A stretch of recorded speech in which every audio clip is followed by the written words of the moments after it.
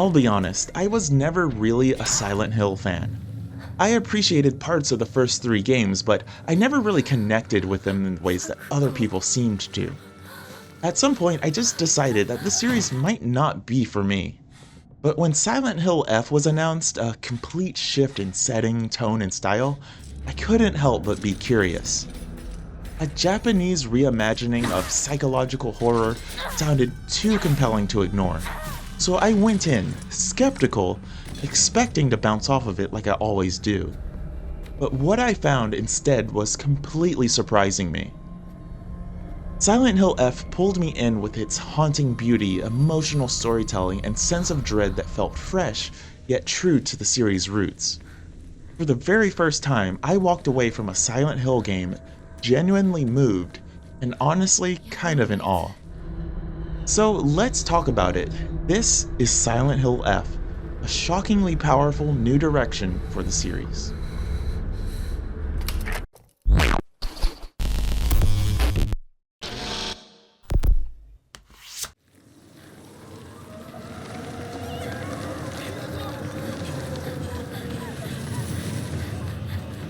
What really hooked me first wasn't the gameplay, it was the story.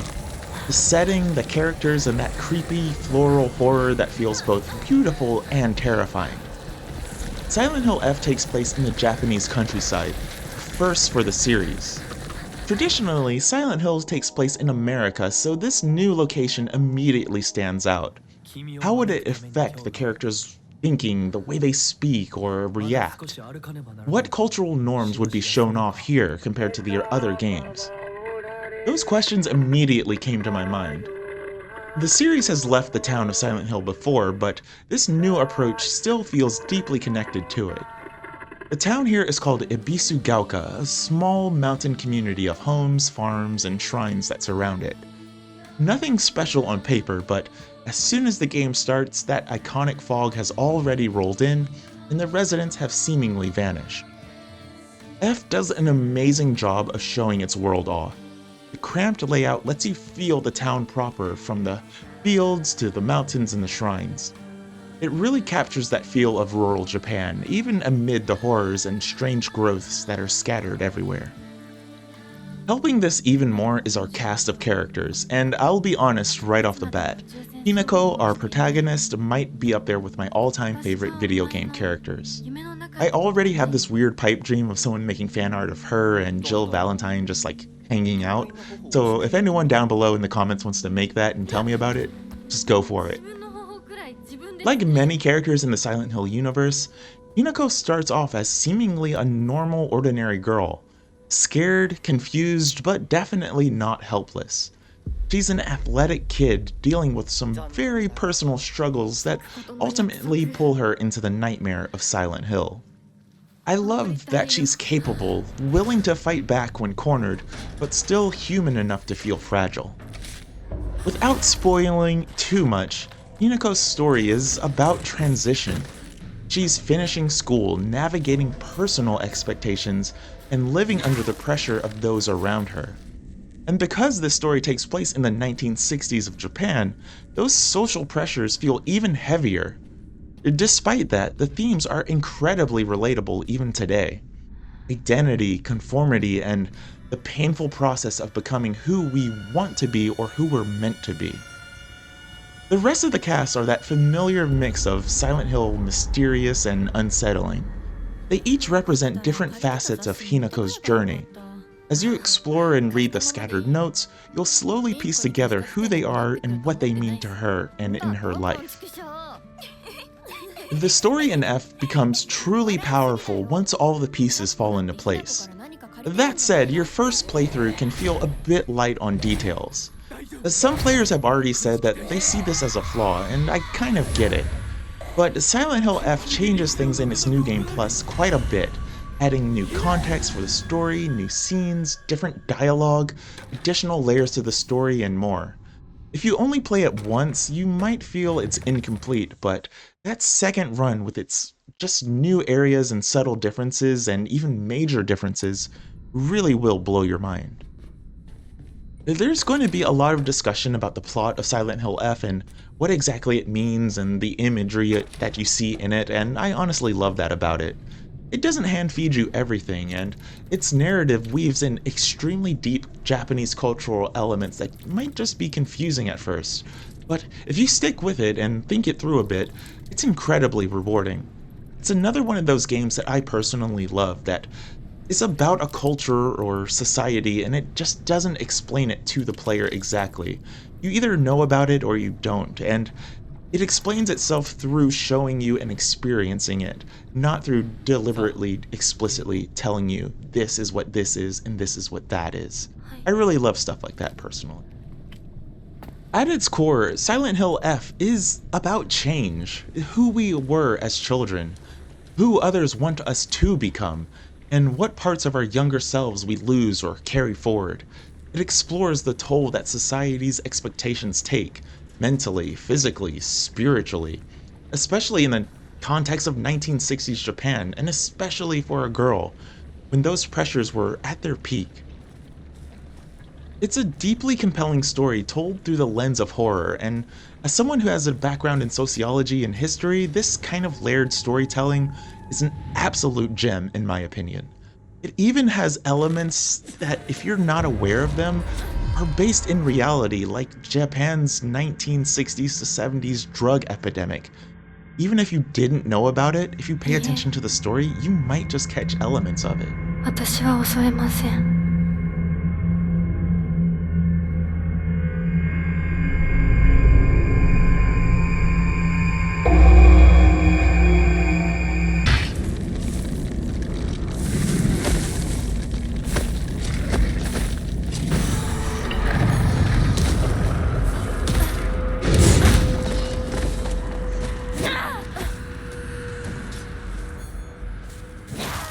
Of course, it wouldn't be Silent Hill without some classic slow burn gameplay, and this is where Silent Hill F walks a really fine line. Like I said, I've never been a fan of Silent Hill in general, and a lot of that comes from the gameplay. As a lifelong Resident Evil fan, the older game's mix of clunky melee and awkward shooting never really did it for me. But this time, Silent Hill F takes a solid step in the right direction, but it is just a step. Combat here is entirely melee focused. Hino can use a variety of everyday objects, her trusty iron pipe, kitchen knives, baseball bats, and more. The lack of firearms makes sense given that the setting is in Japan, but the team added enough new mechanics to keep things interesting. You have stamina, charged attacks, counters, dodges, and more. Light and heavy attacks can be charged for extra damage, and well-timed hits trigger powerful counters. The dodging also feels very generous, and if timed perfectly, you slow down time for extra advantage. Your weapons can also break, but I never found this to be a major problem in the gameplay. It's just something you have to manage as you go along, and you can repair them if you like a particular weapon quite a bit. It's a lot of familiar systems if you've played other modern action games, but for Silent Hill, it's completely new. And surprisingly, it works well. I wouldn't say I still loved it, but the attacks themselves are pretty basic, and while the mechanics add flavor, the lack of combos or further depth means that most fights play out pretty similarly from start to end. About halfway though, Hinako gains a darker set of abilities, let's say, that really shakes things up, but I don't want to spoil that too much. You'll also find a variety of items and various upgrades. From healing and stamina recovery to items that you can use to offer up as points so you can boost your stats and buy new equipment. The new equipment gives different passive bonuses like increased damage or dodge efficiency and so on, and there's quite a bit of them to collect, so you'll have to keep your eyes peeled in the environment as well as buying them from the shrines. Inventory space is also limited, so there's that constant balance of trying to decide what to keep and what to sell. It's small, but a really satisfying layer of strategy to things. Even better is the exploration in Silent Hill F. There's just tons of little side areas and little things that you can explore and discover, and usually it leads to pretty good items or enemy encounters that you'll have to battle through to get those really good hidden items. お待たせ。お姉ちゃん。何かいいことでもあった？ううん、昔を思い出してた。お姉ちゃんって小さい頃からずっとお姉ちゃんだったんだなって。